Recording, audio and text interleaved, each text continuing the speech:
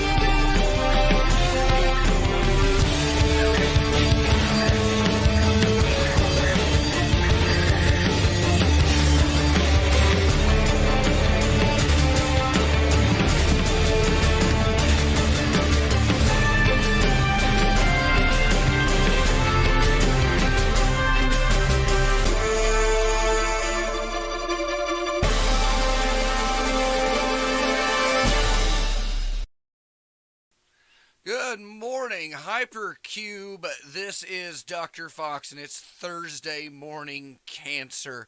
Your favorite knife-eared little shit here. Just booming, teeming with excitement to let you know about all of the exciting things happening in the exciting realm of the exciting developments. It's invigorating. Anyway, let's get to it. This one's halfway through. I feel like I'm gonna need a big one today. Oh, come on, where is it? Nope, wrong pocket. Here. Get on in here. Yeah, there they are. The gold. I love the gold. The gold. Oh man, what a week! I have been doing my darndest to keep up with timefortheshow.com and hypercubego.com. The good thing is the websites, they're up. They're up. And having the episodes, I can add them in. It's getting easier. It's getting easier. But I haven't even put up the first complete year's worth of episodes. It does take time to upload these, and I'm uploading them, 6 to 7 at a time. So when I'm done here, I'm going to try and get some of that done. Let's get on that. But what have I been getting done other than that this week? As you might know, there wasn't any cancer yesterday, and it's where are we at? So the movie is finished. And we have now begun the process of submitting it to film festivals. Let me go ahead and pull up my email here. Now, while I doubt that anything has been previewed yet, I don't think it's even been 24 hours. That should be sending over to me, but I should have sent that. Film Freeway. Okay, so I have a couple of the film festivals we're looking at. Maybe we can make sure it doesn't show any crazy shit. Yes, let's go ahead and jump over to the desktop for a minute. We signed up for like 6 film festivals. And I'd like to thank Dr. Cosmac for his assistance in all of this. The first one, the one I'm really hopeful for, Battle of the Sketches and the Poor Life Choices Film Festival. I really feel like these are festivals that we could do well in, especially because we have we got a dark blue comedy movie. So, I don't know what we set it in, if we put it in classic or what, but, I wouldn't say that we are, I mean, obviously, obviously, you know what I'm talking about. There's going to be some blue humor in this movie, and I ain't talking voting Democrat, not that kind of blue. No, if anything, they're the ones that are not going to like this movie. We open with a pretty heavy joke, and if you can't make it through the first 5 minutes of this movie, then you're not going to survive the rest of it. It's not going to change. It's not, we set the bar as soon as you come in, and it makes me wonder what's going to happen when we do get out to some of these film festivals. There is it's a bizarre world that I have not entered yet. I have some speculations of what we're going to do, and what we're going to experience through this. I don't know, out of the 6 that we've submitted to, how many we're going to get into. 2 or 3 of them, I feel like we're going to get in to at least half of them. But this movie's not for everybody. It's a twisted, disgusting, bizarre look at what it takes to run Hypercube. It is the story of Hypercube Labs. It fills you into everything basically that's happened up to this point. And in between that, we do segments in the movie where we're in a van, and Fid Chuli and I are doing Time for the Show, and we are doing it like we would normally do the show in the movie. Those parts were not written. We had comedy prompts and suggestions that were given to us, but we had to come up with all of the witty banter on the road. So it's funny the way that it jumps from doing what's obviously scripted humor into unscripted humor, and it's being incorporated into the film. And I can't think of another movie that does this other than maybe, and I'd have to watch it again, I haven't seen it in a long time, but the Between the Ferns movie from Zach Galifianakis. I can't remember if he did like his interviews in that movie. There had to have been interviews, but I don't know how much of them were true to how he might normally do it. They might have had to wrangle here or there, but that's really the only other like podcast movie I can think of. Period. I can't think of any other movies that revolve around making a podcast. And this was such a massive undertaking. I got overwhelmed a lot while we were out there, but the fruits of our labor are they're here, and they some juicy fruits. So I also confirmed that Rubik's Pube, this is where I'd hit the horn button if I had sound effects up.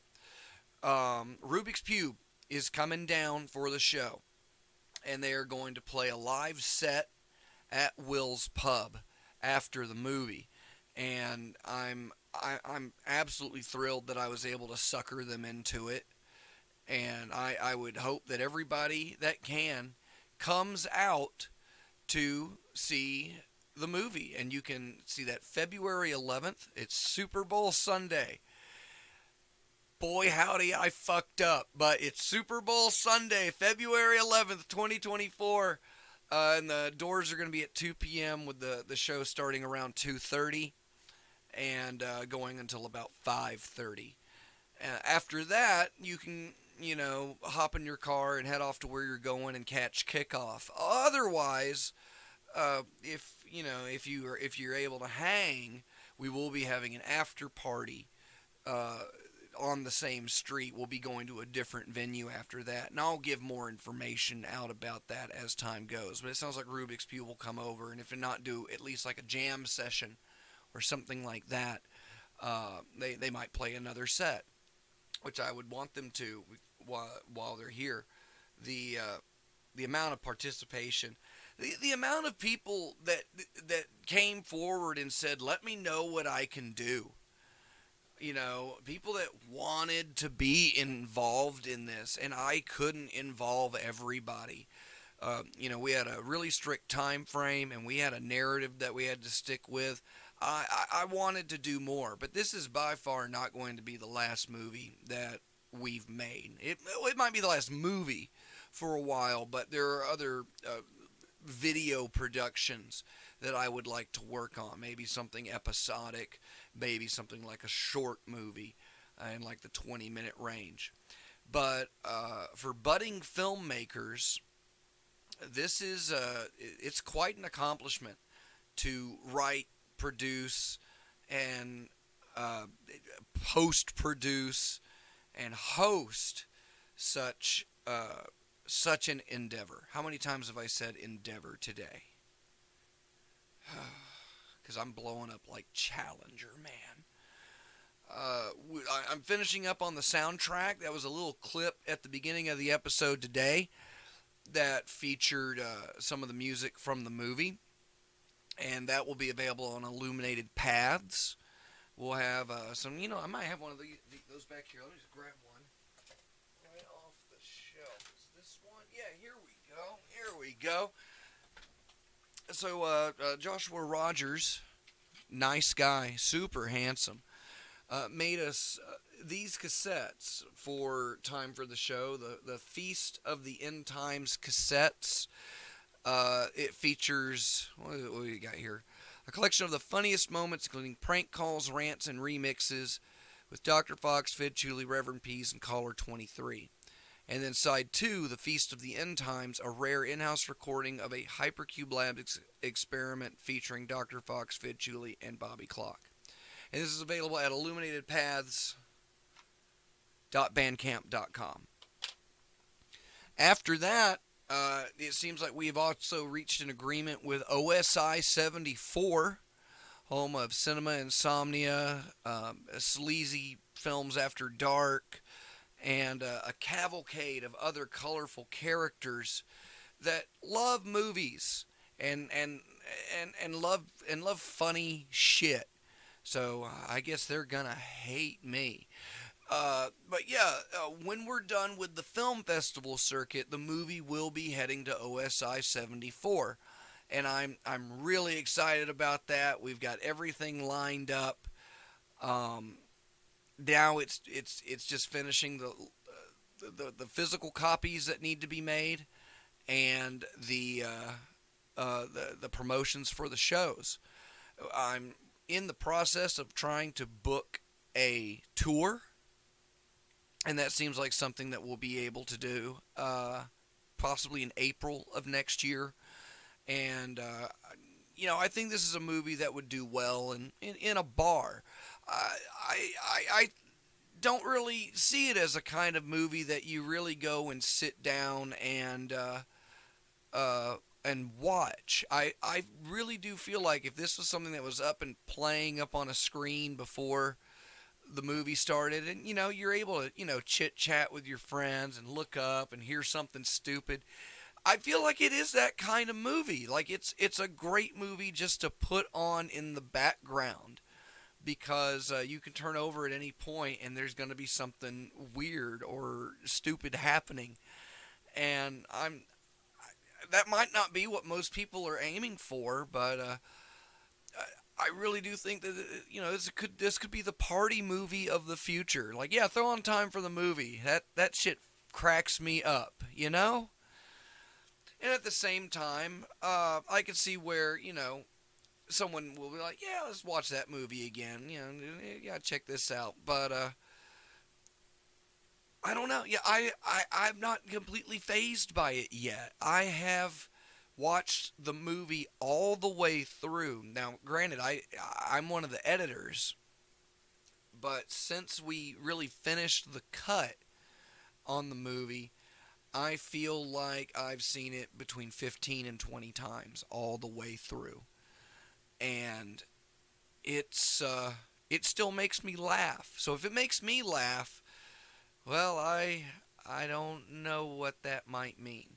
So we'll figure that out. We'll figure that out. But yeah, just more work to do.